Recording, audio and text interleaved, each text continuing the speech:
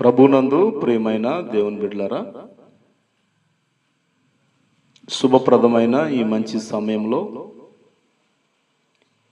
దేవుని యొక్క వాక్యమును ధ్యానం చేద్దాం.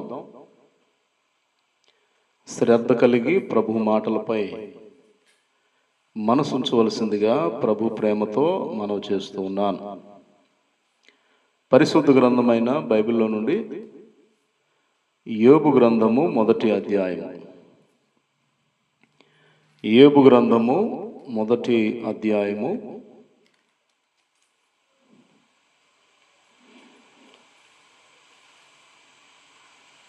మొదటి నుండి చదువుకుందాం. ఊజు దేశమందు యోబు అను ఒక మనుషుడుండెను. అతడు యథార్థవంతుడును న్యాయవంతుడునై దేవుని యందు భయభక్తులు కలిగి చెడుతనము విసర్జించినవాడు. అతనికి 7 కుమారులను 3 కుమార్తెలను కలిగిరి. అతనికి 7,000 గొర్రెలను 3,000 ఒంటెలను 500 జతల ఎడ్లను 500 ఆడుగాడిదలను కలిగి బహుమంది పనివారును అతనికి ఆస్తిగా ఉండెను గనుక తూర్పు దిక్కు జనులందరిలో అతడే గొప్పవాడిగా ఉండెను. యోబు యొక్క జీవితం గూర్చి కొన్ని మాటలు మనము ధ్యానం చేద్దాం. ఊజు అనే దేశము ప్రస్తుతం యమన్ అనేటువంటి దేశమని చరిత్రకారులు గుర్తించారు.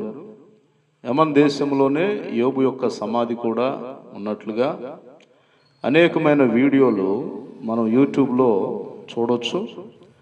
మరి దైవజనులు అనేక మంది వెళ్ళి యోబు యొక్క సమాధిని చూచి ఆనందిస్తూ ఉన్నారు.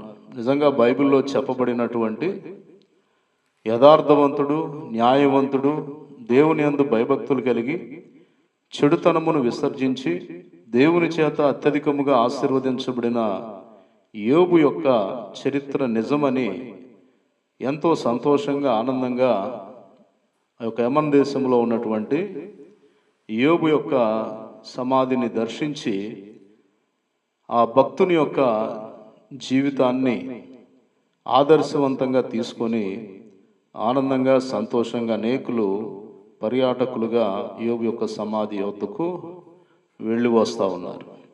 యోబు యొక్క ప్రత్యేకత బైబిల్ గ్రంథంలో చాలా గొప్పది. ఎందుకంటే అతనికి 7,000 గొర్రెలు 3,000 ఒంటెలు 500 జతల ఎడ్లు బహుమంది పనివారు అతనికి ఆస్తిగా ఉన్నారు. మరి తూర్పు దిక్కు జనులందరిలో అతడే గొప్పవాడిగా ఉన్నాడు. తర్వాత అతని గురించి రాయబడింది, యెహోవా అతని చేతి పనిని ఆశీర్వదించాడంట. అంటే యోబు యొక్క పనివాడు, చేతి పనివాడు. మరి ఏ రకమైన పని అనేది అక్కడ వ్రాయబడలేదు, కానీ చేతి పనివాడు అనేటువంటి మాటలు మనం బైబిల్లో చూస్తూ ఉన్నాం. అయితే భూలోకమంతా సంచరించినటువంటి అపవాది యొగువాడు యోబు యొక్క ప్రాంగణాల్లోనికి ప్రవేశించలేకపోయాడు. యోబు యొక్క ఆశీర్వాదాన్ని ఏ మాత్రము కూడా టచ్ చేయలేకపోయాడు. యోబు యొక్క బిడ్డలను కానీ, యోబు యొక్క కుటుంబ సభ్యులు ఉన్నవారిని కానీ అపవాది అనేవాడు యోబు యొక్క ప్రాంగణాల్లో కూడా అడుగు పెట్టడానికి వీలు పడలేదు. కారణం ఏంటి అంటే యోబుకు కలిగినటువంటి సమస్తమునకు దేవుడు కంచె వేశాడని మరి అపవాది గుర్తించి ఆ కంచెను దాటడానికి అపవాదికి శక్తి లేకుండా పోయింది. గనుక దేవుడు ఎవరికైనా కంచె వేస్తే, దేవుడు ఎవరినైనా కాపాడదలుచుకుంటే వారిని ఎవ్వరూ ఏమీ చేయలేరు. అందుకే బైబిల్లో రాయబడింది, యెహోవా ఇల్లు కట్టించని ఎడల దాని కట్టువారి ప్రయాసము వ్యర్థము, యెహోవా పట్టణమును కాపాడని ఎడల దాన్ని కావలి కాయువారు మేల్కొని ఉండుట వ్యర్థమే. గనుక దేవుడు కాపాడాలి, దేవుడు కంచి వేయాలి, దేవుడు ఆశీర్వదించాలి, దేవుడు ఒక వ్యక్తిని గొప్ప చేయాలి. అలా దేవుడు గొప్ప చేయాలి అంటే ముందుగా ఇక్కడ వ్రాయబడినటువంటి మాట, సాతాను అంటుంది, నీవు అతనికి కలిగిన సమస్తమునకు కంచి వేసావు గనక అతన్ని నేనేమీ చేయలేకపోయాను అని దేవుడితో మాట్లాడుతుంది. అతనికి 7,000 గొర్రెలు, 3,000 ఒంటెలు, 500 జతల ఎడ్లు, 500 ఆడగాడిదలు, బహుమంది పనివారు అతనికి ఆస్తిగా ఉన్నారు. మరి ఈ యొక్క ఆస్తి విస్తరించడానికి కానీ, అతని చుట్టూ కంచి వేయబడటానికి కానీ, అతను ఆ రీతిగా దేవుని చేత భద్రపరచబడటానికి కానీ కారణాలు ఏమిటంటే, ముందుగా చెప్పబడినటువంటి మాట, అతడు యథార్థవంతుడు, అతడు న్యాయవంతుడు, అతడు దేవుని యందు భయభక్తులు కలిగి చెడుతనమును విసర్జించిన వాడు. ఈ మాట అపవాది మాట్లాడలేకపోతుంది. అతడు యథార్థవంతుడు, న్యాయవంతుడు, దేవుని యందు భయభక్తులు కలిగి చెడుతనమును విసర్జించిన వాడని అపవాది ఒప్పుకోవట్లేదు. కానీ నీవు అతనికి కలిగిన సమస్తమునకు కంచి వేసితివి కదా అంటుంది. కంచి ఎందుకు వేశాడు దేవుడు? యథార్థవంతుడు గనక. కంచె ఎందుకు వేశాడు దేవుడు? న్యాయవంతుడు గనక. కంచె ఎందుకు వేశాడు దేవుడు? దేవుని యందు భయభక్తులు కలిగి చెడుతనమును విసర్జించిన వాడు గనుక. మనం కూడా యథార్థవంతులుగా ఉంటే, న్యాయవంతులుగా ఉంటే, దేవుని యందు భయభక్తులు కలిగి మనం ఉంటే, మనకు కలిగిన సమస్తమునకు దేవుడు కంచె వేసి కాపాడి భద్రపరుస్తాడు. అప్పుడు సాతాన్ అనేవాడు ప్రవేశించలేడు, అపవాది మనల్ని ఏమీ చేయలేడు.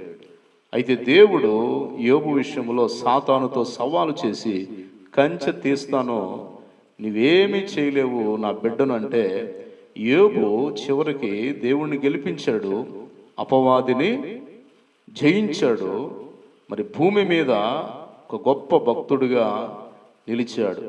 అపవాది వచ్చి 7,000 గొర్రెలను, 3,000 ఒంటెలను, 500 జతల ఎడ్లను, 10 మంది సంతానాన్ని సమస్తమును అతనికి దూరం చేసి, అతని దేహమునకు మరి అనేక రకాలైన వ్యాధులు పెట్టి బాధించినను నోటి మాటలతో కూడా అతడు పాపము చేయలేదని బైబిల్లో రాయబడింది. గనుక దేవుడు మనకు కంచె వేసి కాపాడి భద్రపరిచిన, ఒకవేళ దేవుడు కంచె తీసి అపవాదికి మనల్ని అప్పగించిన, అగ్నిగుండానికి సైతం వెళ్ళడానికి, సింహాల బోన్లోకి సైతం వెళ్ళడానికి, చెరసాలలోనికి సైతం వెళ్ళడానికి భక్తులు ఇష్టపడ్డారు. కానీ దేవుడి నుండి దూరం అవడానికి మాత్రం భక్తులు ఎవ్వరూ ఇష్టపడలేదు. గనుక మరి యోబుకు దేవుడు తర్వాత శోధనలన్నీ తీరిపోయిన తర్వాత 2 అంతల ఆశీర్వాదం అంటే 14,000 గొర్రెలు, 6,000 ఒంటెలు, 1000 జతల ఎడ్లు, 1000 ఆడగాడిదలు ఆయనకిచ్చి, మరలా మరి ఆ దేశంలోకెల్లా అందమైనటువంటి బిడ్డలను దేవుడు ఆ యొక్క యోబునకు ప్రసాదించి, యోబును బహుగా ఘనపరిచి బలపరిచి స్థిరపరిచినటువంటి దేవుడు. కనుక యథార్థవంతులముగా ఉందాం, న్యాయవంతులముగా ఉందాం, దేవుని యందు భయభక్తులు కలిగి చెడుతనమును విసర్జించి దేవుని చేత ఆశీర్వదించబడదాం. ఈ వాక్యమును మనందరి వినికిడిలో ప్రభు ఆశీర్వదించునుగాక. ఆమెన్.